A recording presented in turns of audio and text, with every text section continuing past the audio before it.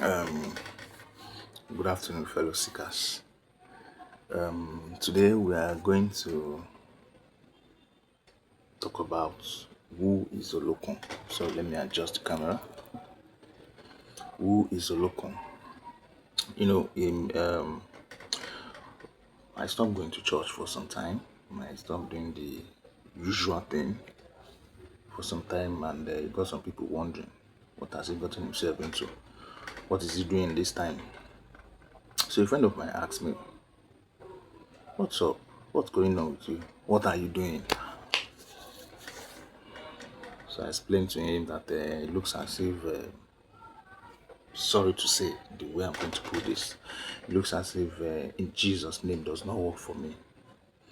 And somehow, when I tried to search for things in my DNA, I found out that there is Olokun, the water deity, in my DNA. And because of where I'm from the riverine area.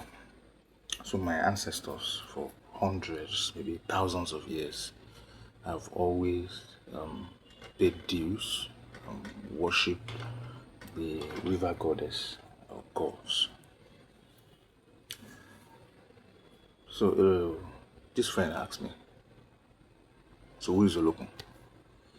I try to do my best. I try to answer to the best of my knowledge, because I'm still a seeker. I'm still seeking. I'm still trying to understand the path that I've chosen.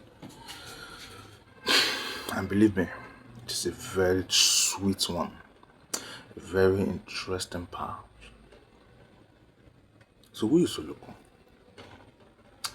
Olokun is a powerful water deity who rules over the deepest parts of the ocean. He measures well. When you talk about him as well, when you talk about the mysteries of the underworld, give it to Olokun. He's the organ of them all. When you talk about what we call Mami water, what we call Olokun is the organ of them all.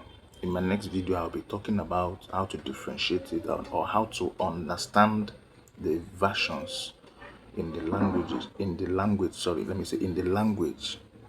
the name, in quotes, Olokun, that is being used by the Edo Benin people and the Yoruba of Ife.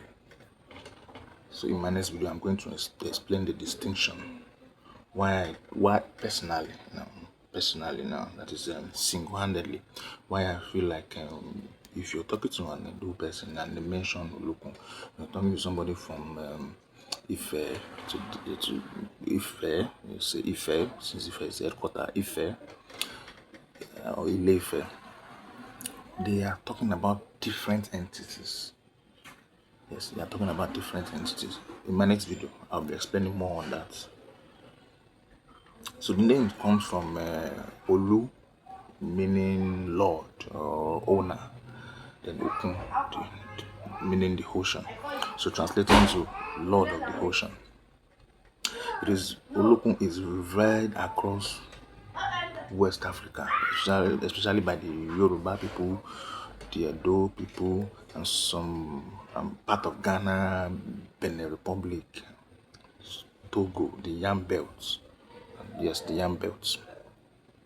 So Olokun represents the vast, unstoppable, hidden forces of nature. As a spirit with fluid nature, Olokun's identity changes across different cultures. In Yoruba tradition, Olokun is often viewed as a female deity, yes, historical queen, or an androgynous figure. Yes, that is Yoruba. In the Yoruba view now, Olokun has two gender. Olokun could appear as a male to them in some context, in some stories. Olokun could appear as a female. But when you bring it to the Edo people, Olokun is the other parts of the Oba of Benin. Yes, we'll go into that. We'll go into that later. Now, my friend asked me, "Okay, is it because of money?" Yes, can Olokun give money? Can Olokun give wealth? Can Olokun... My people, according to our ancestors, before the earth was formed,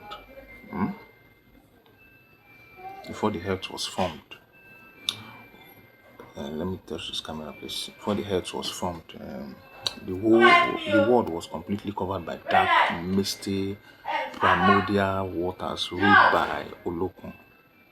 Do you understand? Even if you read the